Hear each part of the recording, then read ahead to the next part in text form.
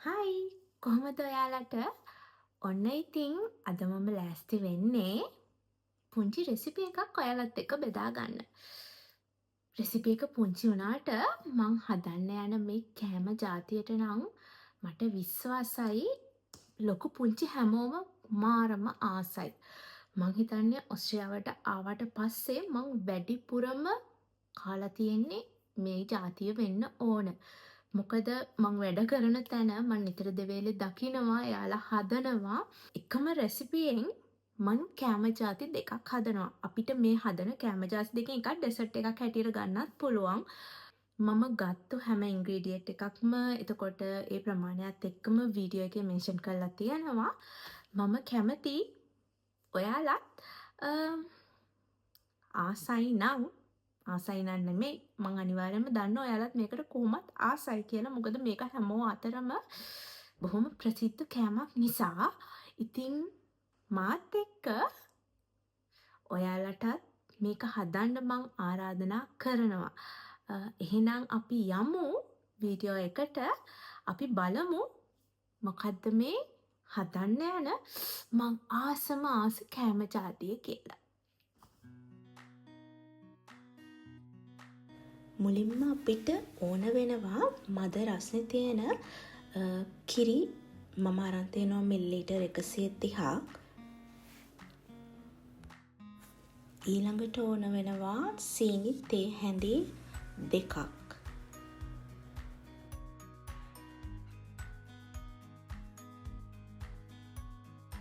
ඒ වගේම ලුණු තේ හැඳි 1ක්, යීස්ට් තේ හැන්දක් සහ බිත්තරයක්.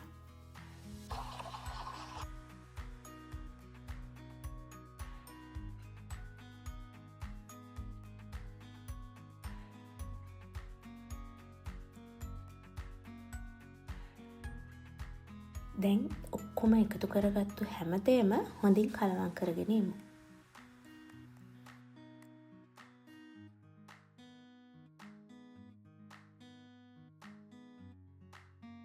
කලවම් කරගත්තු මිශ්‍රණයට මම දැන් පාන් පිටි ග්‍රෑම් 125ක් එකතු කරගන්නවා.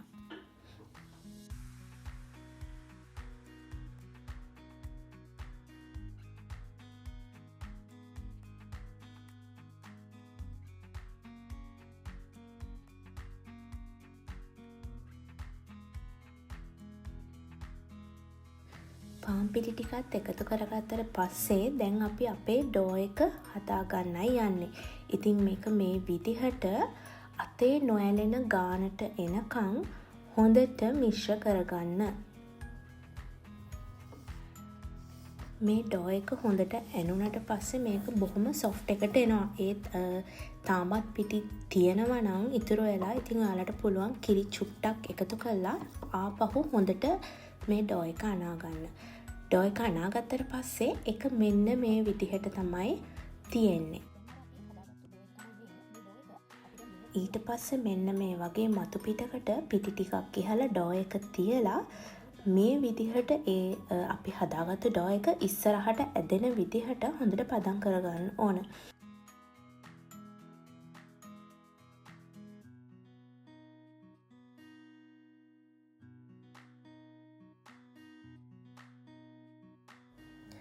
ඊට පස්සේ මෙන්න මේක මේ විදිහට අතින් හොඳට පැතලි කරගන්න ඕන.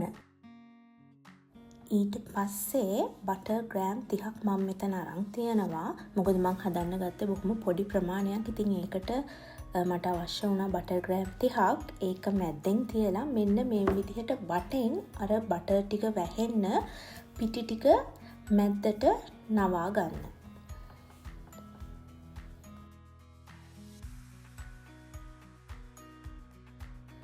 ඊට පස්සේ ආයෙමත් අර ඉස්සල්ලා වගේ අර බටර් එක හොඳට මුළු ඩෝ එකේම යන විදිහට තව චුට්ටක් හොඳට අතින් ඒක පදම් කරගන්න ඕන. මෙන්න මේ විදිහට.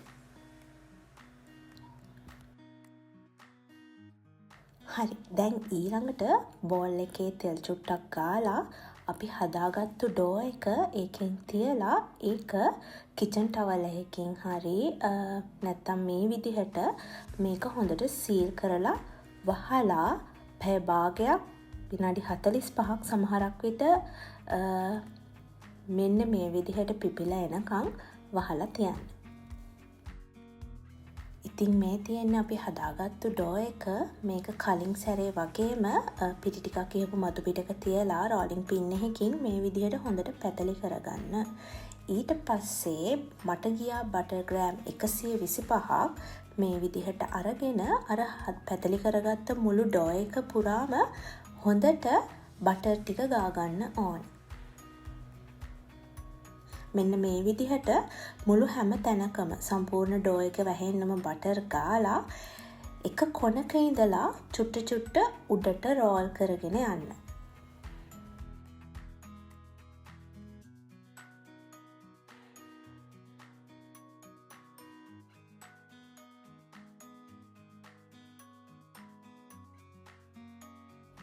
ඊට පස්සේ මෙන්න මේ විදිහට අර ලස්සන ගොළු බෙල්ලෙක් වගේ රෝල් කරලා ඒක ආයි භාජනෙක තියලා ආයෙත් කිචන් ටවල් එකකින් හරි මෙන්න මේ විදිහට හරි වහලා අරන් තියන්න විනාඩි 15ක්. මේ තියෙන්නේ විනාඩි 15කට පස්සේ මගේ ඩෝ එක දැන් ඒක හොඳට පිපිලා තියෙන්නේ.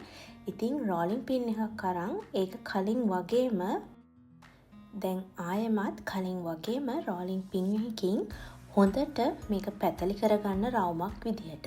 ඊට පස්සේ රවුම හැදුනට පස්සේ මෙන්න මේ වගේ කොටස් වලට මේ රවුම බෙදාගෙන හරියට රවුමේ මැදින් මම මේ කපනවා වගේ පොඩියට බොහොම පොඩි කොටසක් කපන්න. දැන් මෙන්න මේ විදිහට බොහොම පරිස්සමට අරක උඩ අතට රෝල් කරගන්නයි තියෙන්නේ. මෙන්න මේ වගේ තමයි ඊට පස්සේ තියෙන්නේ. පස්සේ බිත්තරයකට කිරි චුට්ටක් දාලා ඒක හොඳට ගසාගෙන අපි අර හදාගත්තු චූටි ගොළු බෙල්ල ටිකගේ ඇඟේ ගාන්නයි තියෙන්නේ ඔන්න ඔය විදිහට. මොකද එතකොට ලස්සනට පාට වගේම ලස්සන ක්‍රිස්පි ගතියකුත් මේක බේක් වුණාට පස්සේ දකින්න පුළුවන්. ඉතින් සෙල්සියස් අංශක 170ට විනාඩි 15ත් 20ත් අතර ප්‍රමාණයක් මේක බේක් කරගන්න ඕන.